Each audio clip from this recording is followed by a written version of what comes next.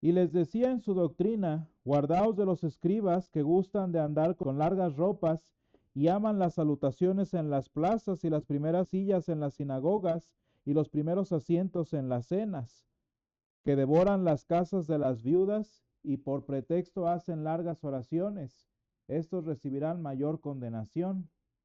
Y estando Jesús sentado delante del arca de la ofrenda, miraba cómo el pueblo echaba dinero en el arca y muchos ricos echaban mucho. Y vino una viuda pobre y echó 2 blancas, o sea, un cuadrante. Y entonces llamando a sus discípulos les dijo, de cierto os digo que esta viuda pobre echó más que todos los que han echado en el arca, porque todos han echado de lo que les sobra, pero ésta de su pobreza echó todo lo que tenía, todo su sustento. Señor, esta es tu palabra es verdad, santifícanos en tu verdad, te lo pedimos. Amén.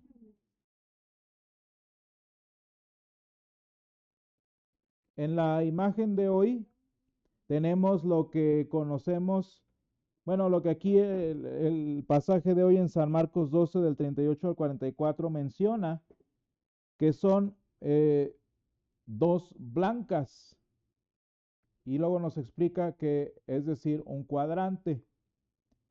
Para que tengamos una idea de nuestro contexto particular, eso es el equivalente a 2 moneditas de 50 centavos de las plateaditas que tenemos así. Y si quieren ustedes ser más exactos, ni siquiera de 50 centavos, sino esas que ya hace mucho que no veo, que son las moneditas de 20, 25, ¿no? De algo así. Ni siquiera sé cuánto es la más chiquita. De 10, 5 centavos, ¿no? Y digo, tristemente por la inflación, pues eso ya es un número hasta místico ya, ¿verdad? Porque pues nadie usa tan chiquito y si no lo obligan a uno a ¿cómo se llama? Redondearlo. El punto es que es la monedita más pequeña que había en el sistema monetario del tiempo del Señor Jesús. Que fuera en ese tiempo, fuera en el nuestro, pues realmente no sirve de nada. ¿Sí? Son 2 moneditas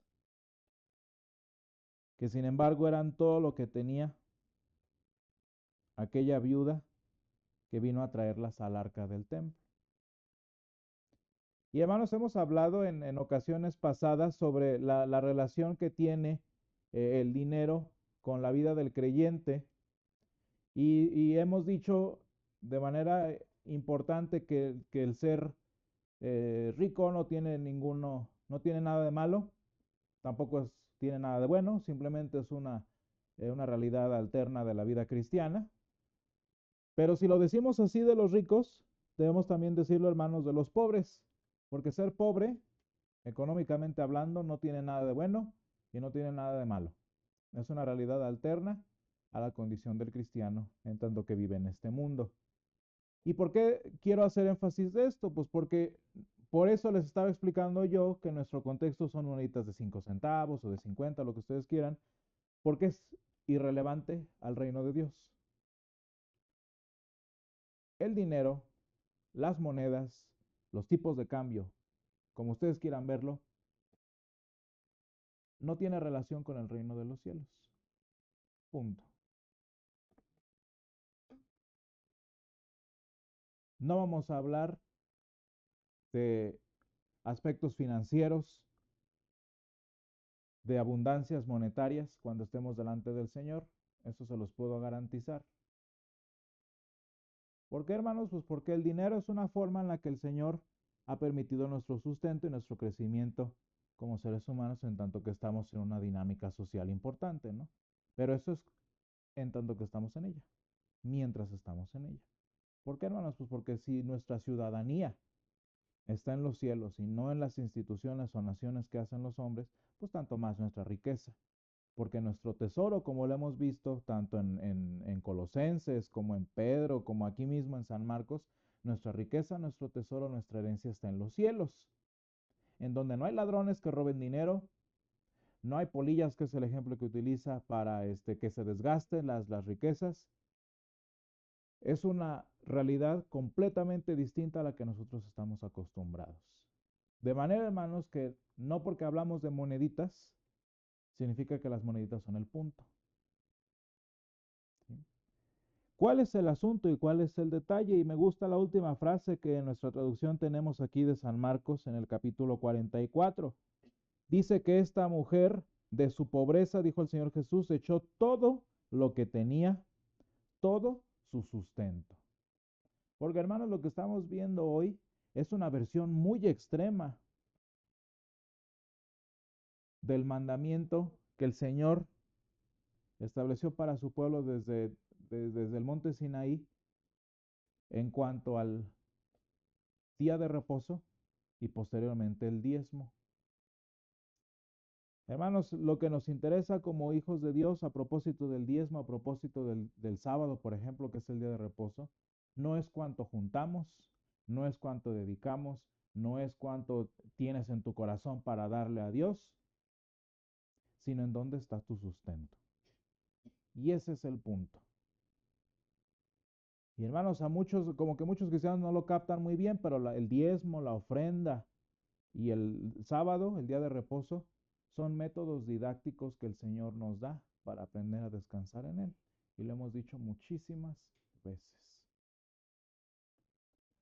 Y que lo entendamos, hermanos, tiene pues, curiosamente, nuestra condición humana tiene aspectos negativos, pero pues evidentemente conocerlo es mucho mejor que no conocerlo. Lo que acabo de decir es mucho mejor saberlo que no saberlo, aunque nosotros como seres humanos tenemos el poder de echar a perder hasta lo más bonito. ¿A qué me refiero con esto? Hermanos, el de construir y el separar la cuestión financiera de la cuestión del reino de los cielos puede llegar a tener algo malo cuando me doy cuenta y entonces entiendo que no puedo comprar y no sirve de nada la cantidad de dinero que dé a la iglesia. ¿Cuál es el lado malo? Que entonces no doy. ¿Sí? Ah, entonces no se tiene que dar, pues entonces no doy. ¿Sí? Digo, esto incluso, hermanos, como decimos nosotros, de los males el menos.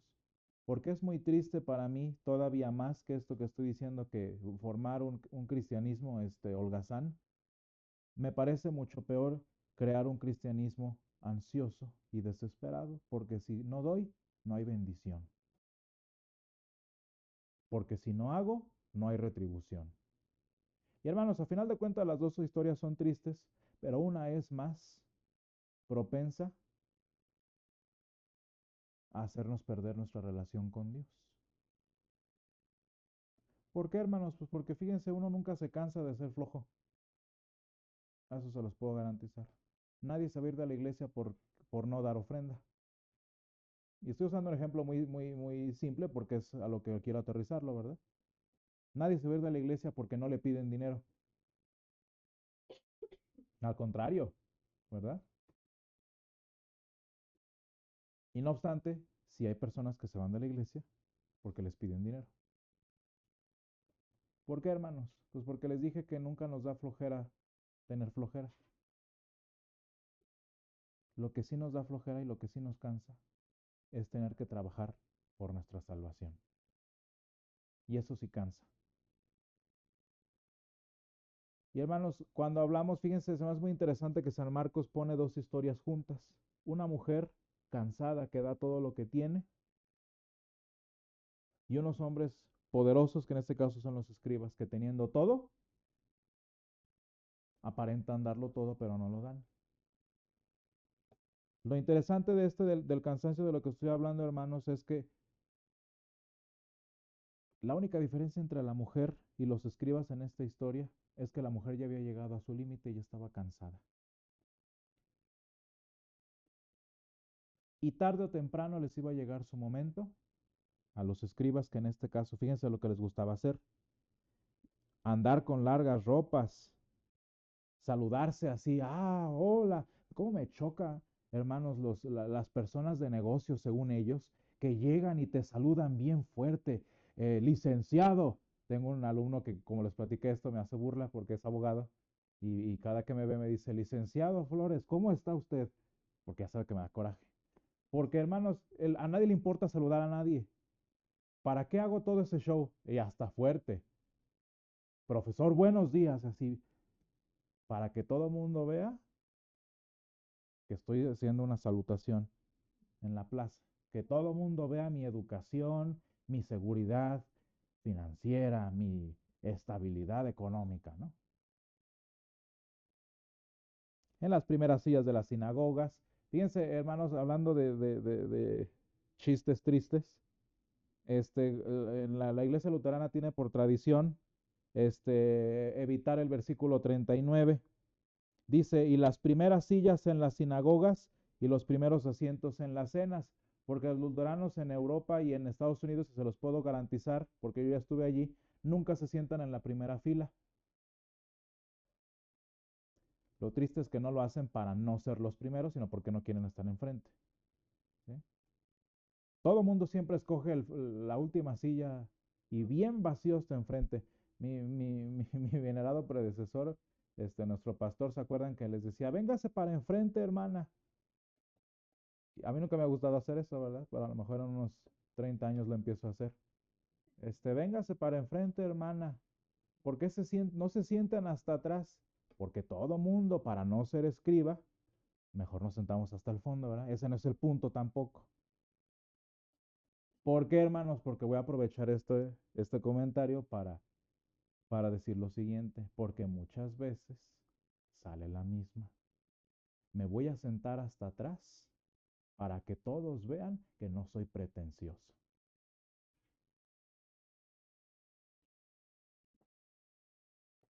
O sea, sentarse enfrente para muchos es ser pretencioso, porque sí lo es. Conocemos un lugar en donde hay hasta las sillas son diferentes, ¿verdad? Para que se vea que los jerarcas están hasta enfrente. Pero para otros, lo pretencioso es sentarse hasta atrás, para que vean lo humilde que soy. El punto es, hermanos, que nos encanta andar de luciditos. Lo irónico, hermanos, es que uno se cansa de la pretensión. Hay un punto en el que o se cansa tu capacidad social, o se cansa tu bolsillo, o se cansan tus acreedores. Vean lo que dice el 40, que devoran las casas de las viudas.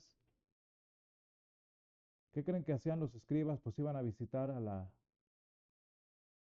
la viuda que no tenía que dar, porque, ¿se acuerdan lo que leímos en Primera de Reyes? Porque eso debían hacer por en este caso, el mensajero del Señor, el escriba, ¿no?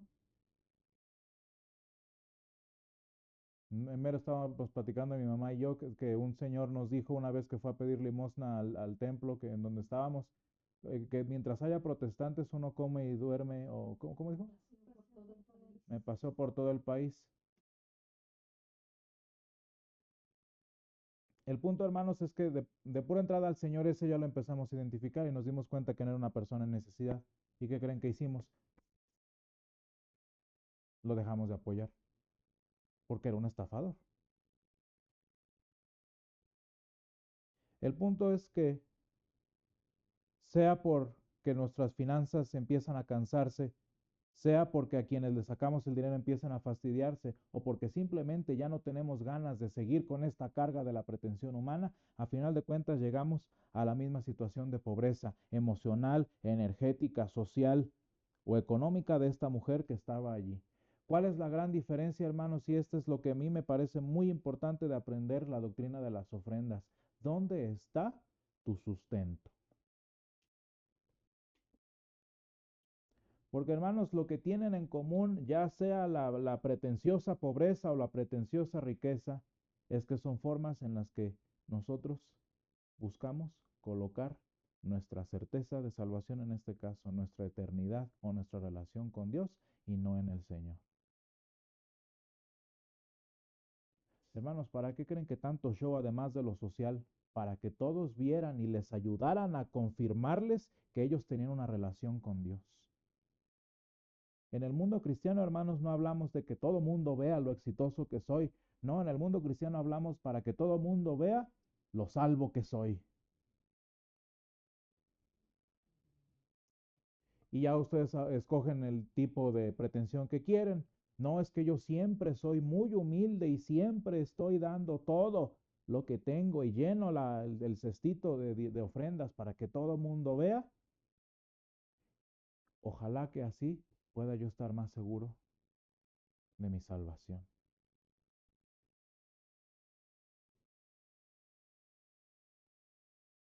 Porque hermanos, es muy triste llegar a la condición de los fariseos, llegar a la condición de muchos cristianos que creen que por pobreza, que en la pobreza o en la riqueza está su certeza eterna. Porque hermanos, nuestra salvación es por Cristo Jesús, no por nuestra economía. Y hermanos, es muy triste darnos cuenta y tener que darnos cuenta por las malas que al Señor no le interesa cuánto dinero des a la iglesia. No le interesa en lo más mínimo. Si le interesara, no hubiera aceptado esas monedillas inútiles. Pero ¿qué creen? Tampoco le interesa lo pobre que seas. Porque por muy pobre que seas, y esto le va a resonar los oídos a la iglesia romana, por muy pobre que seas, eso no te hace grato ante los ojos de Dios. Lo único, hermanos, que nos hace agradables delante de nuestro Dios y que nos establece una relación con Él es la muerte y resurrección de Jesús en nuestro lugar. Seas rico o seas pobre. Pero hermanos, lo más interesante y lo bonito de entender la doctrina cristiana de esta forma es que Jesús murió por todos y Jesús hizo lo que nosotros tuvimos que haber hecho de otra forma. Jesús hizo lo que nosotros no podíamos haber hecho y lo más importante, Él pagó y dio al templo todo lo que nosotros jamás habríamos podido dar. Y cuando allí está mi sustento, hermanos, cuando el Señor Jesús dio su vida como el más grande tesoro para nuestro Dios, yo como cristiano, hermanos, puedo venir un día con toda mi gratitud de corazón a dar mucho dinero a la iglesia, si es que así quiero probar mi gratitud al Señor porque es un regalo suyo, o puedo traer con toda confianza las dos moneditas que me quedan. ¿Por qué, hermanos? Pues porque ya mi certeza no está ni en cuánto tengo, ni en si es mucho, ni en si es poquito. Hermanos, ¿cómo es que esa viuda de la historia de la que les puse ahí los ejemplos de las moneditas fue a entregar todo lo que tenía? Pues porque eso no era todo lo que tenía. Todo lo que tenía estaba en los cielos. Todo lo que tenía, su herencia estaba guardada y resguardada por el Señor. Ah, tengo dos moneditas. Es todo lo que tengo ahorita, pero se lo voy a dar al Señor. Porque lo que yo de verdad tengo está garantizado en los cielos. Allí está mi sustento. En mi pobreza, ahí está mi abundancia. De manera, hermanos, que vean cómo debemos aprender en nuestra vida cristiana, así como lo hacía yo en la vida de la iglesia hace un momento, aprender a separar nuestra eternidad, aprender a separar nuestra certeza de nuestra economía, de nuestras buenas acciones, de nuestras pretensiones, y ponerla, garantizarla, rogarle al Señor que Él la tome y la ponga en el lugar en donde debe estar, que es en el reino de los cielos. Y hermanos, cuando mi certeza está en el reino de los cielos, da lo mismo que dé mucho, da lo mismo que dé poco, porque lo puedo dar porque tengo todo. Y es muy hermoso, hermanos, aprender a dar al Señor de esta forma, no porque tengo que, sino porque puedo, porque mi sustento ya no está allí, porque mi certeza ya no está allí, sino en el Señor que murió por mí y dio todo lo que yo nunca pude haber dado en mi lugar.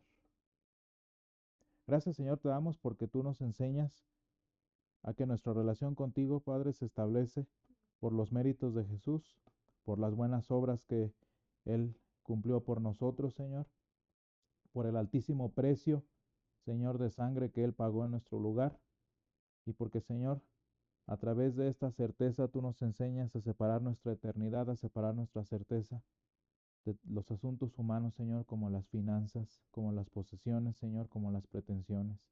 Ayúdanos, Padre, a descansar en ti de esta manera, de forma que no en las riquezas, que no en la pobreza, Señor, que no en las pretensiones humanas esté nuestro descanso, sino, Señor, en las promesas que tú nos has dado y que están guardadas para nosotros en el cielo. Gracias, Padre, porque nuestra herencia y nuestra riqueza están resguardadas en ti y porque, Señor, habiéndonos dado todo, tú, Señor, nos permites venir con confianza, trayendo al altar, Señor, lo que tú nos has dado y lo que ya no es nuestro, sustento, Señor. Ayúdanos a descansar en ti, nuestro sustento eterno. Te lo pedimos en el nombre de Jesús. Amén.